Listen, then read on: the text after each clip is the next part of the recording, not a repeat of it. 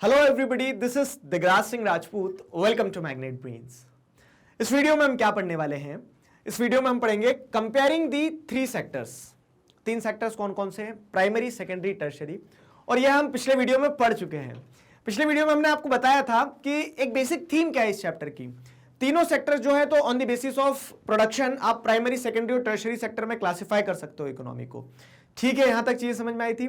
अब हम ये देखते हैं कि तीनों सेक्टर्स आखिर परफॉर्म कैसा कर रहे हैं, इन्हें कंपेयर कैसे किया जाए। ठीक है, तो इस वीडियो में आप बेसिक्स जानोगे। अच्छा, बेसिक्स जानोगे, एक मजेदार चीज जीडीपी के बारे में भी जानोगे। आपने देखा होगा न्यूज चैनल पर, न्यूज़पेपर में, हर जगह जीडीपी जीडीपी पे चिल्लाचोट होती रहती है। आखिर वो क्या चीज है, कैसे कैलकुलेट की जाती है, वो भी आप सीखोगे। तो मजेदार वीडियो होने वाला है। ठीक है, मजेदार वीडियो होने वाला है। इस वीडियो को अच्छे से समझना, कंसेप्ट क्लियर हो जाएगा।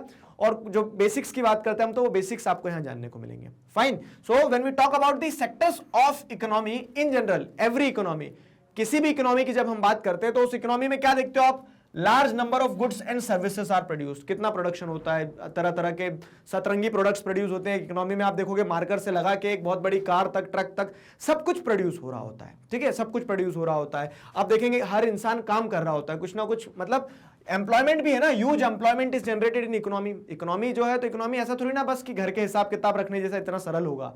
ठीक है, आप क्या देख रहे हो, इकोनॉमी में आपको मल्टीपल सेक्टर्स में लोग काम करते देखने को मिलेंगे। मैंने स्टार्टिंग में हमने क्या पढ़ा कि every individual is engaged in some और द अदर एक्टिविटी। ठीक है, जो किसी इकोनॉमिक एक्टिविटी में काम नहीं कर रहा था वो क्या सन्यासी बन के बैठे हैं, लेकिन आजकल तो उन लोगों ने भी बिजनेस बनाया है।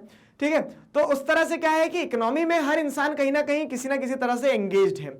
एम्प्लॉयमेंट आपको बड़े लेवल पे देखने को मिलेगा। फिर क्या है, which sector contributes what in economy. Economy की जब हम बात करते हैं तो इकोनॉमी में हर सेक्टर में कुछ ना कुछ, कोई ना कोई कंट्रीब्यूट कर ही रहा है। ठीक है, अब सवाल यह आता है कि आप इन सब सारी चीजों को कैलकुलेट कैसे करते हो, क्योंकि वही बताया ना कि घर का हिसाब किताब रखना मतलब ऐसा नहीं कि सिर्फ आपको पता है कि सब कुछ कहां क्या चल रहा है। मल्टीपल सेक्टर से मल्टीपल डोमेन्स है, तो उस सेंस में क्या है कि इकोनॉमी बड़े लेवल पे आप समझोगे तो इकोनॉमी में इन सारी चीजों का कैलकुलेशन कैसे किया जाता होगा, कैसे मेजर किया जाता होगा। क्योंकि कैलकुलेट करोगे, मेजर करोगे तभी तो कंपेयर कर पाओगे। ठीक है, कैलकुलेट करोगे, मेजर करोगे तभी कंपेयर कर पाओगे। तो इन सारे सवालों के जवाब हमें कहां मिलेंगे? यहां पे मिलेंगे। देखिए, तो अब दिखती बात है, हमने देखा कि प्रैक्टिकल प्रॉब्लम होना ही है इन सारी अलग अलग एक्टिविटीज को। एम्प्लॉयमेंट, प्रोडक्ट्स का जनरेशन, ठीक है, मैन्युफैक्चरिंग हो रहा है, कहीं कहीं आप देख रहे हैं तो एग्रीकल्चर सेक्टर में प्रोड्यूस हो रहा है। इन सारी चीजों को ट्रेस करना, कैलकुलेट करना, ठीक है, और एग्जैक्ट डेटा बता पाना कि हाँ आपकी इकोनॉमी में इतना इकोनॉमिक वैल्यू है, इतना इकोनॉमिक वैल्यू नहीं है। हम जैसे क्या कहते हैं कि आपने देखा होगा ना, मॉनेटरी टर्म्स में बता दिया जाता है कि 2 trillion, 3 trillion economy, 5 trillion economy. आप देखेंगे तो यूएसए का हम क्या कहते हैं कि 20 ट्रिलियन, 19 ट्रिलियन, इस तरह से बड़े बड़े फिगर्स निकालते हैं हम। तो ये कैसे हो पाता है, ये कैलकुलेशन जो है कैसे हो पाता है? तो there are practical problems in counting and comparing different sectors of economy. अब अगर जैसे हम एक चीज आपको बताएं तो आप बोलोगे हाँ सर, सबको पैसों में जोड़ लिया जाता है, पैसों में जोड़ लिया जाता है। पॉइंट को ध्यान रखना, सबको पैसों में सबकी वैल्यू जोड़ी जाती है। क्यों? क्योंकि अगर आप प्रैक्टिकली ऐसे जाओगे ना कि हमारी इकोनॉमी में तो क्या हो रहा है, हमारी इकोनॉमी में 1 करोड़ प्रोडक्ट्स प्रोड्यूस किए जा रहे हैं। 1 करोड़ प्रोडक्ट्स तो बहुत होते हैं। अब क्या बोल रहे हैं, वो 1 करोड़ प्रोडक्ट्स जो है वो हम क्या प्रोड्यूस कर रहे हैं? नेल्स प्रोड्यूस कर रहे हैं। ठीक है, नेल्स मतलब ये खिल्लियां प्रोड्यूस कर रहे हैं। तो 1 करोड़ खिल्लियां प्रोड्यूस कर रहे हो तो ऐसे तो आपकी इकोनॉमी आपको बहुत बड़ी दिख रही है। और कोई बोलेगा कि हमारी इकोनॉमी में मात्र 1 लाख प्रोडक्ट्स ही प्रोड्यूस किए जा रहे हैं, लेकिन वो 1 लाख प्रोडक्ट्स कारें हैं अगर। ठीक है, तो क्या होता है, समझ में आ रहा है ना कि प्रोडक्ट टू प्रोडक्ट अगर जाओगे तो कितना वेरिएशन आ जाएगा, प्रैक्टिकल प्रॉब्लम्स होगी। कोई बोल देगा कि बस हमने तो 1 करोड़ प्रोडक्ट्स का, 1 करोड़ यूनिट्स का प्रोडक्शन कर दिया है। ठीक है, तो इसी के चलते क्या है, जैसे आप देखोगे तो इकोनॉमी जो होती है, इकोनॉमी में डाइवर्स लेवल पे प्रोडक्ट्स प्रोड्यूस होते हैं। अब डाइवर्स लेवल पे प्रोडक्ट्स प्रोड्यूस होते हैं तो आप उनको नंबर्स में मतलब नंबर्स में अगर आप ऐसे देखोगे तो वो क्या है, वो आपको यूनिफॉर्म रिजल्ट नहीं देंगे। जैसे नेल से लगा के कार्स तक का एग्जांपल मैंने आपको बताया, हर चीज प्रोड्यूस होती है, हर चीज की वैल्यू अलग होती है, नंबर अलग होते हैं। अब जैसे फूड ग्रेन्स की बात करें तो फूड ग्रेन्स में हम क्या कह देंगे, फूड ग्रेन्स में तो हम ऐसे कह देंगे कि एक दाना गिरोगे तो गिनती नहीं है उतने सारा फूड ग्रेन प्रोड्यूस हुआ हमारा तो, लेकिन उसको फिर आप क्या करते हो, उसको आप क्विंटल में प्रोड्यूस करते हो, मतलब क्विंटल में काउंट करते हो। अब क्विंटल में भी काउंट करें तो क्या है कि आप मान लो जैसे आप बोलोगे कि हमने तो क्या है 100 क्विंटल जो है वो क्या है वीट प्रोड्यूस कर लिया है। कोई बोलेगा यार हमारे यहाँ तो सिर्फ क्या कहते हैं कि 100 क्या मतलब 50 क्विंटल ही क्या प्रोड्यूस हुआ है, कैशू नट्स जो है, आलमंड्स वगैरह ये प्रोड्यूस हुए हैं। तो अब क्या है, यहाँ पे कम दिख रहा है 50 क्विंटल्स ही है, लेकिन और यहाँ पे 100 क्विंटल्स वीट है, लेकिन फिर भी वैल्यू से अगर आप जाओगे तो क्या है कि कैशू नट्स ज्यादा हो जाएंगे, ठीक है, आलमंड्स जो है वो ज्यादा वैल्यू के हो जाएंगे। तो जो एक प्रैक्टिकल प्रॉब्लम रहती है जब आप जीडीपी को या फिर कह सकते हैं इकोनॉमी को, अभी जीडीपी में से आपको कंफ्यूज नहीं करना चाह रहा हूं, अभी इकोनॉमी बोलूंगा मैं सिर्फ, क्योंकि जीडीपी आगे समझ में आ जाएगा। जब आप प्रैक्टिकली जाते हो चीजों को कैलकुलेट करने, कंपेयर करने, तो प्रैक्टिकल प्रॉब्लम्स रहती है। क्यों? क्योंकि आप नंबर्स पे चीजों को कंपेयर नहीं कर सकते हो। इसीलिए क्या है, therefore to get around this problem, economist suggest that the value of goods and services should be used rather than adding up the actual numbers. ठीक है, पॉइंट टू बी नोटेड। अब क्या होता है, देखो आपको जो मल्टीपल चॉइस क्वेश्चंस आना है, असर्शन रीजन आना है, कॉम्पिटेंसी बेस्ड क्वेश्चन आना है, तो वो कंसेप्ट से ही बनेंगे। अगर आप ये मान के चल रहे हो कि फैक्ट्स रट लो, बस इधर से भी रट लो, उधर से भी रट लो, चतुर बन जाओ, फैक्ट्स रटने से काम नहीं चलेगा। आपको कंसेप्ट समझ में आना चाहिए। क्या हो रहा है, हमने देखा, असर्शन दे दिया उन्होंने, क्या कि there are practical problems in counting and comparing different sectors of economy. क्यों? क्योंकि वहां पे आप डिफरेंट सेक्टर्स ऑफ इकोनॉमी को अगर सिर्फ आप एक्चुअल नंबर्स को ऐड करोगे तो क्या है, वो दिक्कत जाएगी। तो इसी के लिए क्या है, इकोनॉमिस्ट क्या सजेस्ट करते हैं कि वैल्यू ऐड किया जाए। वैल्यू क्यों ऐड करेंगे? क्योंकि प्रैक्टिकली अगर नंबर्स को ऐड करोगे तो उतना यूजफुल नहीं रहेगा। ठीक है, अब ये आपको मैं समझाता हूं, यहां से समझो। देखें, अब जैसे हम देखेंगे एक कोकोनट सेलर जो है, तो ये क्या, कोकोनट वाटर सेलर जो होगा वो क्या बोलेगा कि भैया हमारे पास तो क्या है, 1000 प्रोडक्ट है। ठीक है, 1000 प्रोडक्ट हमने बेच दिए। अब ये कंप्यूटर की दुकान वाला क्या बोलेगा, यार मेरा तो एक ही प्रोडक्ट बिका है। तो नंबर से तो ऐसा लग रहा है कि इसने तो बहुत लखपति बन गया होगा, 1000 प्रोडक्ट बेच दिए।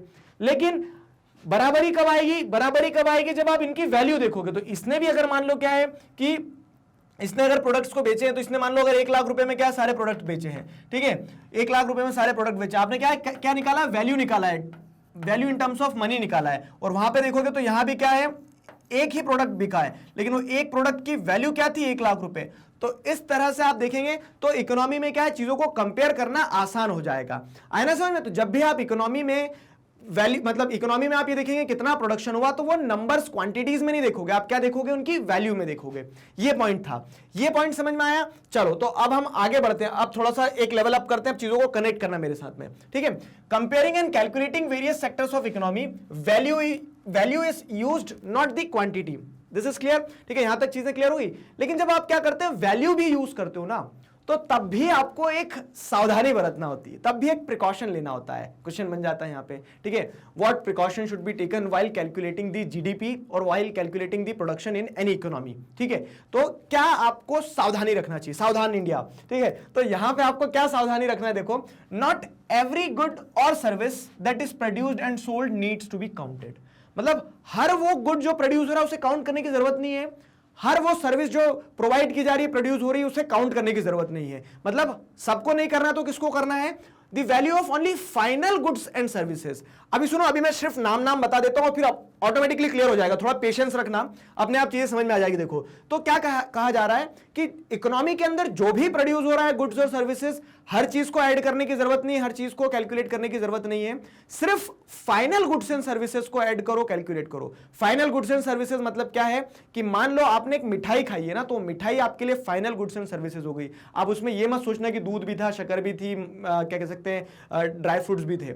आपके लिए क्या है, फाइनल गुड्स एंड सर्विसेज के फॉर्म में क्या आया, मिठाई आई है, दैट्स इट। ठीक है, तो फाइनल गुड्स एंड सर्विसेज को क्या कहा जाएगा, कंज्यूमर गुड्स। तो जो आप कंज्यूम कर रहे हो ना, कंज्यूम कर रहे हो इन द सेंस क्या, जैसे अब ये मार्कर है, तो मार्कर खरीद लिया, तो ये फाइनल गुड्स एंड सर्विस हो गया। ठीक है, क्लियरिटी हो जाएगी। 2 मिनट पेशेंस रखना अभी। अब क्या है, देखो, तो यहां पे क्या कहा जा रहा है कि जब भी आप अलग अलग सेक्टर जो है इकोनॉमी के, ठीक है, अलग अलग सेक्टर, प्राइमरी, सेकेंडरी, टर्शियरी है, तो हर सेक्टर में क्या हो रहा है, हर सेक्टर में कुछ ना कुछ प्रोड्यूस हो रहा है। तो आप क्वांटिटी को मत जोड़ो, आप सिर्फ वैल्यू को जोड़ो। वैल्यू को भी जब जोड़ोगे तो एक सावधानी रखना होगी। क्या सावधानी रखना होगी कि आप सिर्फ और सिर्फ क्या करेंगे, फाइनल गुड्स एंड सर्विसेज को ऐड करेंगे, value of final goods and services को ऐड करेंगे, ना कि इंटरमीडिएट गुड्स को। इंटरमीडिएट गुड्स क्या होते हैं, तो जैसे वो मिठाई बनाई थी तो उसमें दूध लगा था, शक्कर लगी थी, ड्राई फ्रूट्स लगे थे ना, उन्हें उनकी वैल्यू ऐड नहीं करना है। आप सिर्फ फाइनल गुड क्या था आपका, मिठाई, तो सिर्फ मिठाई को ही क्या करेंगे, मिठाई की ही वैल्यू को ऐड करेंगे। आप बोलोगे व्हाई, तो उसके पीछे का कारण सीधा सा है, because the value of intermediate good, मतलब वो दूध की, शक्कर की वैल्यू जो है वो पहले से किसके अंदर जुड़ गई है, पहले से जुड़ गई है फाइनल गुड्स एंड सर्विसेज के अंदर में, ठीक है। तो why we are not including why we are not calculating the value of intermediate goods, ठीक है, while calculating the various sectors of economy, ठीक है। तो क्यों नहीं करते? क्योंकि जो इंटरमीडिएट गुड्स होते हैं और सर्विसेज होते हैं उनकी वैल्यू ऑलरेडी इंक्लूडेड होती है, ठीक है। जैसे आप दुकान पे मिठाई लेने जाएंगे तो ऐसा थोड़ी ना बोलेंगे कि वो मिठाई वाला आपको ऐसा हिसाब बताता है कि इस मिठाई के अंदर 100 रुपए का दूध है, 20 रुपए की चीनी है, 20 रुपए का ड्राई फ्रूट्स है, तो भैया लो अलग अलग पैसे दे दो सबके। नहीं ना, वो आपको क्या है, वो फाइनल गुड्स एंड सर्विसेज की कीमत बताता है, क्योंकि उस फाइनल गुड्स एंड सर्विसेज के अंदर सारी चीजें इंक्लूडेड रहती है, सारे इंटरमीडिएट गुड्स जो रहते हैं उनकी प्रोडक्ट जो रहती है, वैल्यू जो रहती है वो इंक्लूडेड रहती है। अब मैं उम्मीद करता हूं यहां तक आपको समझ में आ गई ये चीजें। नहीं आई है कोई बात नहीं, अब समझ में आ जाएगी, ठीक है। देखो पैनिक बिल्कुल नहीं होना है, बहुत सिंपल है। अभी एक बार सारी चीजों को रिकॉल करते हैं, एक एग्जांपल से बताऊंगा, बहुत आसानी से समझ में आएगा, ठीक। हम क्या लेते हैं, ये लेते हैं एक हाइपोथेटिकल एग्जांपल कि ये है हमारी इकोनॉमी, ठीक है। अब ये हमारी इकोनॉमी है। अब इस इकोनॉमी में हम क्या देखते हैं, इस इकोनॉमी में हम देखते हैं कि प्रोड्यूसर्स हैं, अलग अलग सेक्टर्स हैं, मतलब सेक्टर्स कह लेते हैं अलग अलग, ठीक है, अलग अलग सेक्टर्स हैं। तो सेक्टर में आप ए बी सी ले लो, ठीक है, और ये यहाँ आप खड़े हो, आप बस खड़े हो कि यहाँ हमें प्रोडक्ट मिल जाए, ठीक है, आप कंज्यूमर हो एक तरह से। तो ये आप सी वाले कंज्यूमर नहीं हो, ठीक है, आप अलग कंज्यूमर हो एक, फाइन। अब क्या होता है, अब यहाँ पे समझना, देखो सिंपल एग्जांपल है, हम चीजों को एक बार कनेक्ट कर लेते हैं। Why only final goods and services are counted? अगर आपके मन में ये डाउट है कि इकोनॉमी में सिर्फ फाइनल गुड्स एंड सर्विसेज को ही क्यों मतलब जब अलग अलग सेक्टर्स को आप कंपेयर करते हैं, कैलकुलेट करते हो, तो सिर्फ फाइनल गुड्स एंड सर्विसेज को ही क्यों यूज करना है, उनका ही वैल्यू क्यों कंसीडर करना है, इंटरमीडिएट गुड्स का वैल्यू क्यों कंसीडर नहीं करना है, वो चीज समझो, ठीक है। देखिए क्या होता है, तो हमारी इकोनॉमी है, इकोनॉमी के अलग अलग सेक्टर्स हैं, ठीक है, अलग अलग प्राइमरी, सेकेंडरी, टर्शरी ऐसे ले लेते हैं हम। अब ए, तो ए से हम क्या लेते हैं, हमारे अक्षय कुमार को लेते हैं। चलो अक्षय कुमार खतरों के खिलाड़ी है, ठीक है। अब अक्षय कुमार खतरों के खिलाड़ी जो है ना, तो ये क्या है, ये कहां जाते हैं, जंगलों में जाते हैं, ठीक। तो अक्षय कुमार को जंगल में पहुंचाते, चलो अक्षय कुमार गए जंगल में, वहां से क्या लेके आए, ये एलोवेरा तोड़ के लाए, ठीक है, इन्हें एलोवेरा मिला, वहां से एलोवेरा तोड़ के लाए, ये खतरों के खिलाड़ी है ना। तो अब वो क्या है, खतरों से खेलते हुए गए, एलोवेरा तोड़ के लाए। उस एलोवेरा को क्या करेंगे, खुद लगाएंगे, पहले चेहरे पे, एक्टर भी है वो, ठीक है। फिर क्या करेंगे वो, फिर वो जैसे बी के पास गए। बी कौन है, तो बी से हम समझते हैं हमारे बाबा रामदेव है, ठीक है। अब बाबा रामदेव की अगर हम बात करते हैं तो बाबा रामदेव क्या है, बाबा रामदेव इज बिजनेसमैन, ठीक है। अब बिजनेसमैन है तो उन्होंने क्या बोला, अक्षय कुमार, ठीक है, आप खतरों के खिलाड़ी हो, आप एक काम करो, आप क्या करो, ये एलोवेरा जो लाए हुए हमें दे दो। तो अक्षय कुमार ने वो एलोवेरा क्या किया, 50 रुपए, मतलब अक्षय कुमार ने वो एलोवेरा 50 रुपए में किसको दे दिया, बाबा रामदेव को दे दिया। कनेक्ट कर पा रहे हो ना। तो अब ये इकोनॉमी है हमारी, हम इकोनॉमी में देख रहे हैं अलग अलग सेक्टर्स है, प्राइमरी, सेकेंडरी, टर्शरी, इस तरह से। तो अक्षय कुमार क्या है, नेचुरल प्रोडक्ट तोड़ के लाए थे ना, तो नेचर से ऑब्टेन हुआ, प्राइमरी प्रोडक्ट हो गया, कनेक्ट करा, ठीक है। वो प्राइमरी प्रोडक्ट उन्होंने क्या किया, खुद यूज करने के बाद में थोड़ा बहुत, जैसे अब किसान भी रहता है तो अपने खाने पीने का सामान रख लेता घर में, उसके बाद में वो बेच देता है चीजों को। तो उन्होंने क्या किया, ये प्रोडक्ट बेच दिया किसको, बाबा रामदेव को।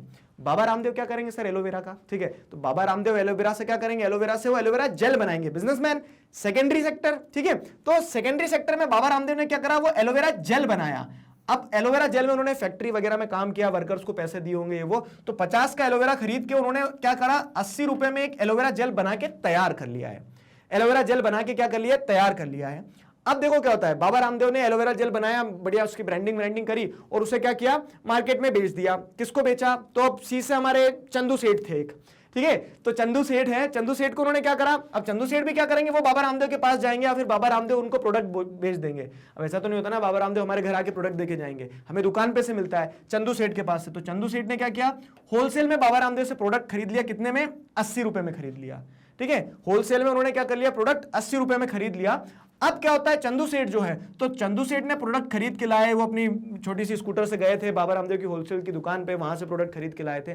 तो अब चंदू सेठ भी क्या करेंगे, ये प्रोडक्ट आपको ऐसे थोड़ा ना कि 80 में ही बेच देंगे, वो क्या करेंगे, वो ये प्रोडक्ट आपको 100 रुपए में देंगे। तो आप जो बेसब्री से इंतजार कर रहे थे कि प्रोडक्ट मिले, ठीक है, हम लगाएं चेहरे पे, हीरो बने, हीरोइन बने, तो उस तरह से क्या है, उस तरह से देखो, उस तरह से क्या है कि यहाँ पे 100 रुपए में वो आपको प्रोडक्ट पड़ा, ठीक है, 100 रुपए में वो आपको प्रोडक्ट पड़ा। And this video is not sponsored by Patanjali, ठीक है। और एक और चीज कि आप जैसे हो बहुत प्यारे हो, सुंदर हो, किसी चीज की जरूरत नहीं होती आपको, ठीक है। तो यहाँ पे इतनी चीजें समझ में आई। तो ये प्रोडक्ट आपको कितने रुपए में पड़ा, 100 रुपए में पड़ा। अब ये 100 रुपए में जो प्रोडक्ट पड़ा है ना, ये क्या हो गया, ये आपका फाइनल गुड्स है, ठीक है। तो जो फाइनल गुड्स एंड सर्विसेज की हम बात कर रहे हैं, वो फाइनल गुड्स एंड सर्विसेज क्या है, तो वो जो एलोवेरा जेल आपको मिलेगा ना, ऐसे पाउच में ऐसा कुछ आता है, तो वो एलोवेरा जेल जो है, ठीक है, एलोवेरा जेल जो है वो आपको कितने रुपए में मिल गया, 100 रुपए में मिल गया। तो फाइनल गुड्स एंड सर्विस क्या है, जिसे आप डायरेक्ट कंज्यूम करोगे, जैसे मिठाई के केस में था एलोवेरा जेल, यहां पे फाइनल गुड्स एंड सर्विस है, आपको कितने में पड़ गया, वो 100 रुपए में पड़ गया। तो अगर हम मान के चले कि इकोनॉमी जो है यही है, अक्षय कुमार, बाबा रामदेव और चंदू सेठ जो इन तीनों ने मिलकर ही इकोनॉमी बनाई है बस, ठीक है। तो इस तरह से क्या है, इस तरह से अगर इकोनॉमी सिर्फ इतनी ही बड़ी है, तो इकोनॉमी में आप क्या देख रहे हैं, देखो बेसिक से, इसीलिए मैं आपको इतना डिटेल में जाके समझा रहा हूं ताकि कंसेप्ट क्लियर हो जाए, ठीक है। तो इकोनॉमी अगर इतनी ही बड़ी, तो इकोनॉमी में आप क्या देख रहे हैं, एक फाइनल प्रोडक्ट होता है और बीच में इंटरमीडिएट प्रोडक्ट होता है। अब आप इकोनॉमी की अगर बात करते हैं, तो इकोनॉमी को आप कंपेयर कैसे करोगे, कि आपने क्या बोला था, हाँ सर हमें पता है कि जितने भी सेक्टर हैं, तीनों सेक्टर में जितना भी वैल्यू होगा, उस वैल्यू को हम ऐड कर देंगे तो हमें इकोनॉमी मिल जाएगी। जैसे आगे आप पढ़ोगे जीडीपी के बारे में, तो जीडीपी क्या होता है, primary sector, secondary sector, tertiary sector जो है, तीनों सेक्टर्स का क्या है, तीनों सेक्टर्स का एक तरह से अगर हम जैसे देखें कि तीनों सेक्टर्स में जितनी वैल्यू प्रोड्यूस हो रही है उसको ऐड कर दोगे तो आपको क्या मिल जाएगा, कंट्री की टोटल जीडीपी मिल जाएगी, तीनों सेक्टर, क्योंकि कंट्री के अंदर 3 सेक्टर होते हैं, ठीक है। तो जैसे अब यहां पे अगर आप देखोगे ना, यहां पे अगर हम ऐसे देखें तो प्राइमरी सेक्टर में कितना प्रोडक्शन हुआ था, 50 रुपए का हुआ था।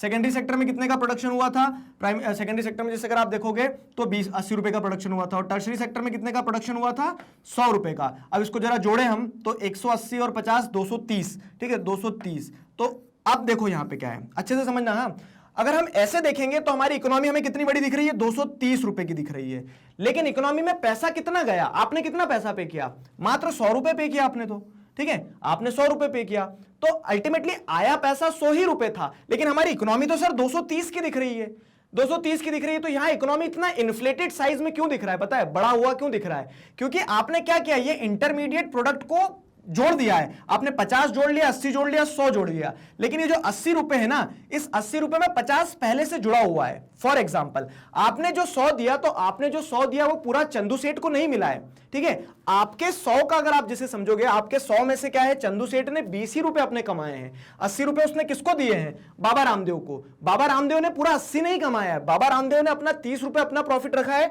50 रुपए किसको दिए, अक्षय कुमार को, वो खतरों का खिलाड़ी है, वो जंगल में गया था, वो वहां से प्रोडक्ट लेके आया है। समझ में आई ना चीजें। तो उस तरह से क्या है कि इंटरमीडिएट प्रोडक्ट जो होता है ना, उसकी जो वैल्यू रहती है वो ऑलरेडी इंक्लूडेड रहती है किसमें, फाइनल गुड्स एंड सर्विसेज में।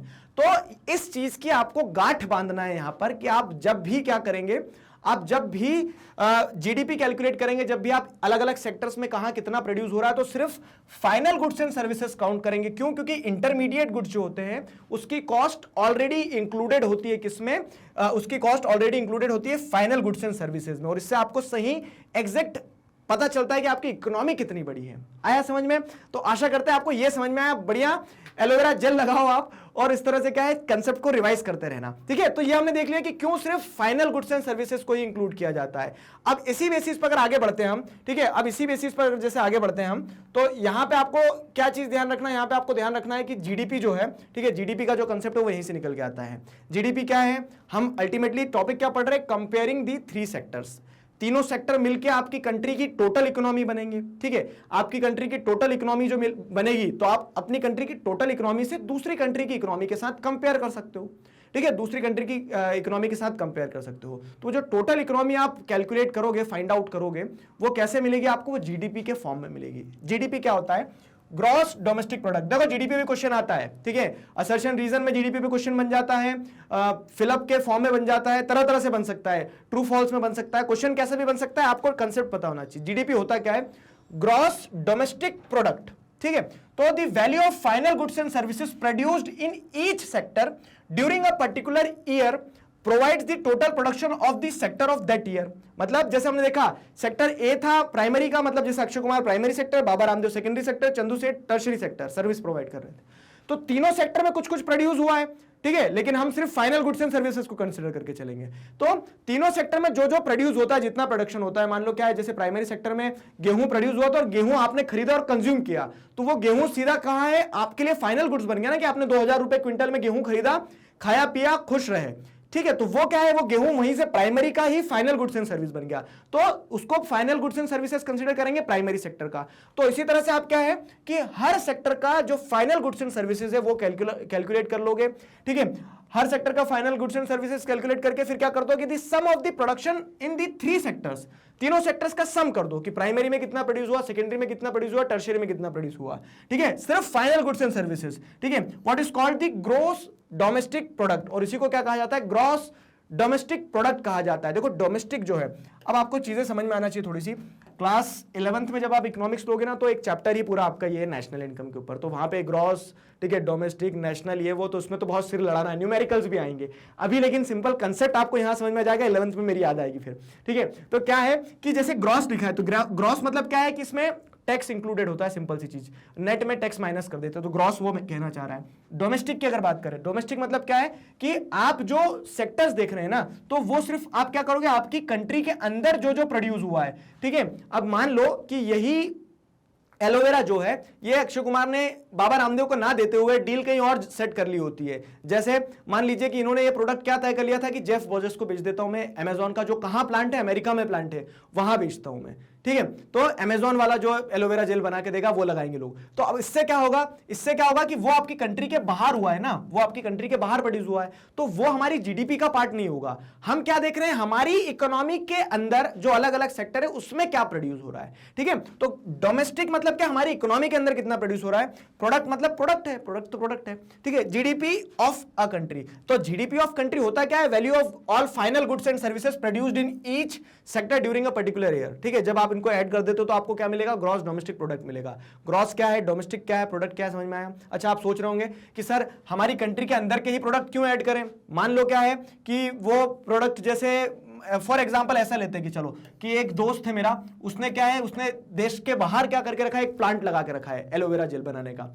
अब क्या होता है, वो वहां बनाता है, पैसा कमाता है और वो पैसा हमारे यहां पहुंचा देता है। हाँ, तो बहुत अच्छी बात है, पैसा पहुंचा रहा है, पैसा किसको बुरा लगता है। लेकिन वो जो उसने प्रोडक्शन किया है ना, तो वो प्रोडक्शन किसकी जीडीपी में ऐड हो गया है, वो प्रोडक्शन जो है वो किसकी जीडीपी में ऐड हुआ है, जो जिस भी देश में रह रहा है, अमेरिका में रह रहा है, तो अमेरिका की जीडीपी में उसका प्रोडक्शन ऐड होगा। ठीक है, चाहे उसने पैसा यहां पहुंचाया हो, पैसा यहां पहुंचाया होगा तो वो हमारे लिए इनकम होगी, वो हमारी नेशनल इनकम का पार्ट होगा, लेकिन जीडीपी का पार्ट नहीं होगा। अब इसमें और ज्यादा नहीं जाऊंगा, नहीं तो कंफ्यूज हो जाओगे, आप 11th में पढ़ोगे। बाकी आपको इतना समझना है कि ग्रॉस डोमेस्टिक प्रोडक्ट जो होता है, तो जितने भी फाइनल गुड्स एंड फाइनल, ठीक है, तो फाइनल गुड्स एंड सर्विसेज जो होते हैं, ठीक है, जो हमारी कंट्री की टेरिटरी के अंदर प्रोड्यूस हुए हैं इन अ पर्टिकुलर फाइनेंशियल ईयर, वो आपको क्या देते हैं, जीडीपी देते हैं। ठीक है, तो GDP is the value of all final goods and services produced with in a country during a particular year. Very simple, तो सिंपल सी सीधी सी बात थी जो आपने इस वीडियो में सीखी है। आशा करते हैं आपको सारी चीजें समझ में आई है। अब अगर जैसे देखें तो आपने देखा कि सर जीडीपी समझना मतलब आसान था, टफ नहीं था ना, बताना कमेंट सेक्शन में। समझना आसान था, लेकिन इसको कैलकुलेट कैसे करते होंगे, मतलब आपको ये भी देखना है कि इंटरमीडिएट गुड्स ना आए, फाइनल गुड्स को ही कैलकुलेट करना है। तो no doubt calculation of GDP is a मेहनत टास्क। ठीक है, मतलब मेजरिंग जीडीपी इज अ मेहनत टास्क, आपको क्या करना पड़ता है, बहुत मेहनत करना पड़ती है, संघर्ष करना पड़ती है, इसीलिए आपको काम दिया भी नहीं है। ये कौन करता है ये काम, तो it is undertaken by the central government ministry. तो आप देखोगे तो स्टैटिस्टिकल मिनिस्ट्री जो है, तो वो क्या करती है, वो ये काम संभालती है, वो मेजर करती है सारे डेटा को। अब इसके लिए क्या करना पड़ता है, जैसे आप देखेंगे तो हर कंट्री और हर स्टेट, मतलब कंट्री में हर स्टेट लेवल पे, डिस्ट्रिक्ट लेवल पे जो प्रोडक्शन हो रहा है, तो वो अपने डेटा सप्लाई करते हैं, उसको कंपाइल करके इस तरह से कंट्री की जीडीपी बनती है। ठीक है, कंट्री की जीडीपी बनती है। तो this ministry with the help of various government department of all the Indian states and union territories collects information relating to total volume of goods and services and their prices and then estimates the GDP।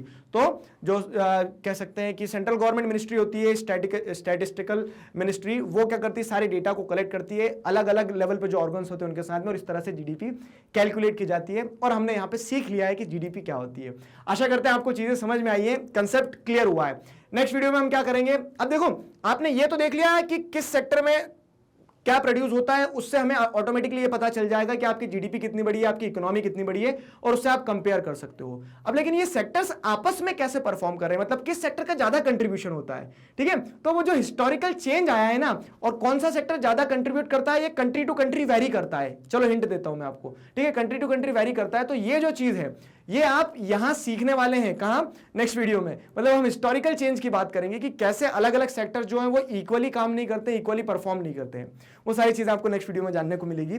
ठीक, तो topic हमारा complete हुआ यहाँ पे। Magnet brains पर इसी तरह से सभी सब्जेक्ट्स वीडियो लेक्चर्स के फॉर्मेट में अवेलेबल हैं, जिन्हें आप बहुत आसानी से देख सकते हैं, घर बैठे अपना सिलेबस कंप्लीट कर सकते हैं। ये सारे वीडियो लेक्चर्स आपको यूट्यूब चैनल पर मिल जाएंगे और साथ ही साथ ये आप हमारी ऑफिशियल वेबसाइट पर भी जाकर चेक कर सकते हैं। करना क्या होगा, magnetbrains.com सर्च कीजिए गूगल पर, आपके सामने एक वेबसाइट आएगी, उस पर क्लिक कीजिए तो आपको सारे सब्जेक्ट्स मिल जाएंगे। ठीक है, आप जिस भी क्लास में अपना सब्जेक्ट मतलब क्लास सेलेक्ट कीजिए, सारे सब्जेक्ट मिलेंगे, सब्जेक्ट सेलेक्ट कीजिए। सब्जेक्ट सेलेक्ट करते से ही आपके सामने क्या है, टॉपिक सब कुछ आ जाएगा। फिर क्या करना है, आराम से जो पढ़ना है घर बैठे सिलेबस देखो, कंप्लीट करो अपना। ठीक है, और अपने जूनियर्स और सीनियर्स को जरूर बताइए, क्योंकि किंडरगार्टन से क्लास 12 तक इसी तरह से सारे सब्जेक्ट्स मैग्नेट ब्रेन्स पर वीडियो लेक्चर्स के फॉर्मेट में अवेलेबल है। मिलते हैं नेक्स्ट वीडियो में अगले टॉपिक के साथ। Till then stay connected, keep learning. Thank you very much.